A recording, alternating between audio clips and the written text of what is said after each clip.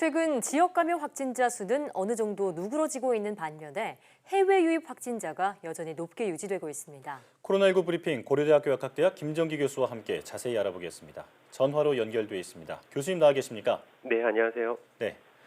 최근 국내 신규 확진자 가운데 해외 유입 환자 비중이 절반 이상으로 높게 유지되고 있습니다. 그 이유부터 분석해 주시죠. 그만큼 해외 사정, 그러니까 북미, 남미, 유럽, 또 동남아시아 등 코로나19의 해외 사정이 안 좋다라고 할 수가 있고요. 그렇다 보니까 해외에서 감염이 계속 진행이 되고 급격하게 증가를 하다 보니까 해외에서 유입되는 사람들의 감염자가 많다 이렇게 보고 있습니다. 예. 자, 그런데 해외 유입 확진자가 대부분 검역 단계에서 걸러지고는 있지만요. 혹시 지역사회 감염으로 이어질 가능성에 대해서는 어떻게 보시나요?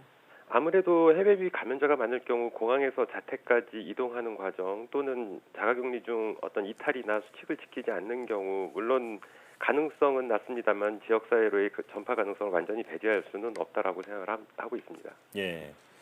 자, 방역 당국이 해외 유입에 관련해서 방역 강화 대상 국가를 추가로 지정하는 등 대책을 내놓고 있는데 아직은 감당할 수 있는 수준이라고 밝혔습니다.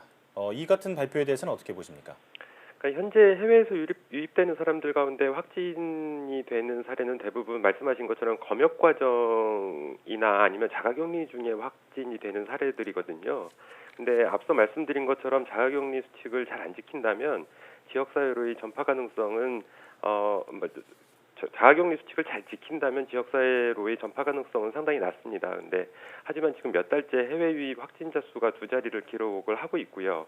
그리고 격리 해제가 안 된 분들의 어떤 누적 확진자 수가 적지 않거든요. 예. 그러니까 지금은 감당이 가능하다고 해도 향후 우리나라에서 대규모 집단 감염이 일어날 경우에는 방역 당국에 큰 부담으로 작용할 수 있다 이렇게 생각을 하고 있고요. 지금은 감당할 수준이라고 하더라도 아무래도 가능한 범위 내에서 해외 유입 확진자 수를 줄이는 방안 이런 것들이 더 보충돼서 강구되어야 한다 이렇게 생각을 하고 있습니다. 네. 자, 미 보건당국이 여름이 끝날 무렵에 코로나19 백신 생산을 개시하겠다고 밝혔습니다. 그러니까 다시 말하면 여름이 가기 전에 효과적인 백신이 개발될 것이다 이런 얘기인데 어떻게 전망하시나요? 미국은 존슨앤존슨, 모더나, 예. 아스트라제네카, 노바백스 이 네 개의 제약사에 최대 10억 달러, 우리나라 돈으로 약 1조 2천억 원에 해당되거든요. 예. 이런 막대한 자금을 지원하겠다라고 밝혔고요. 그러다 보니까 각 제약사에서 코로나19 백신 개발에 속도를 내고 있는데 예. 여기에 임상시험 그 신고 절차나 허가 절차도 패스트트랙으로 적용을 하고 있거든요. 예. 그러다 보니까 한 4주에서 6주 후면 백신 생산에 들어갈 수 있을 거다라고 전망을 하고 있는데 아직 개발 단계에 있는 백신들이 임상 3상을 완료하지도 않았고요. 그리고 임상 3상 결과도 공개가 안 되고 있습니다. 예. 그래서 이러한 이유 때문에 저 개인적으로는 이러한 전망에 대해서 다소 부정적이다 이렇게 생각을 하고 있고 예. 만일 임상 3상이 성공적으로 진행이 된다라고 하더라도 임상 실험이 아니라 실제로 적용했을 때 백신 효능이 어떨지 부작용은 없을지 이러한 부분에 대한 철저한 검증이 있어야 된다. 그래서 이런 이유 때문에 앞으로 갈 길은 멀지 않았나 이렇게 생각을 하고 있습니다. 예.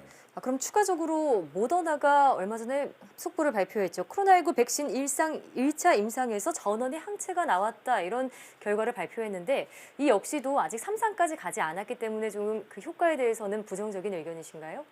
그렇죠. 근데 기본적으로 임상 1상과 2상을 성공적으로 수행을 했다라고 해도 예. 3상에서 이 낙오되는 케이스들이 굉장히 많거든요. 그러다 보니까 예. 아무래도 임상 3상 결과까지 지켜보고 그 결과에 대해서 철저한 분석이 필요하다 이렇게 생각을 하고 있습니다. 예. 이 백신이 개발될 때까지는 시간이 좀 더 걸릴 것이다 이런 의견을 말씀해 주셨습니다. 자, 그리고 코로나19는 항체 유지 기간이 짧아서 만약 백신이 나온다 해도 큰 효과를 기대하기 어렵다는 전망도 있습니다. 이 부분은 어떻게 보고 계십니까? 최근에 영국 킹스 칼리지 런던 대학의 연구팀이 한 논문을 발표를 했는데요. 그 코로나19 환자 65명, 그리고 의료진 감염자 6명, 병원 직원 감염자 31명, 그래서 총 한 100여 명을 대상으로 항체 지속 기간을 검사를 했습니다. 근데 이 항체가 보통 일반적인 다른 백신들도 마찬가지지만 한 2주에서 3주 정도면 항체의 어떤 역가가 가장 높게 올라가거든요. 예. 근데 지금 코로나19 같은 경우에도 이 감염된 다음에 한 2주에서 3주 정도면 항체 효과가 최고 정점에 도달했다가 그 지속 기간이 한동안 지속이 돼야 되는데 3개월 정도만 지속이 된다. 이런 연구 결과를 발표를 했고요. 3개월 이후에는 급속히 감소한다라고 얘기를 하고 있습니다. 예. 이 결과가 사실이라면 백신은 실제로 자연 감염보다도 항체 형성이 약하기 때문에 아무래도 백신의 효능에 큰 기대를 하기는 어렵지 않나 이런 생각은 들고 있고요.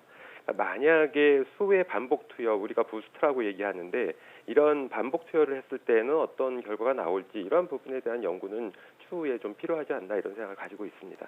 그렇군요.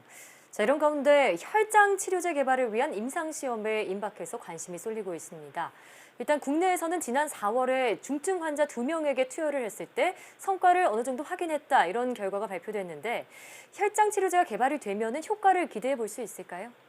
혈장 치료 개발에 글쎄요, 뭐 개발이 되는 만약 효과가 있다라고 하면 어느 정도 우리가 그 치료 효과는 기대를 할 수가 있는데 지금 가장 큰 문제는 혈장 치료에 있어서 혈액 수급 문제거든요. 예. 현재까지 약 400명 정도의 코로나19 완치자가 혈액 공여 의사를 밝힌 걸로 알고 있는데 혈장 치료를 위해서는 환자 한 명당 보통 6에서 7리터 정도의 혈액이 필요하다고 알려져 있거든요. 예. 그리고 혈액 공여자 한 명으로부터 우리가 한 번에 받을 수 있는 그 혈액의 양이 한 300에서 500ml 정도다 보니까 아직도 이 공여자의 숫자는 턱없이 부족하다 이렇게 생각을 하고 있고요. 네.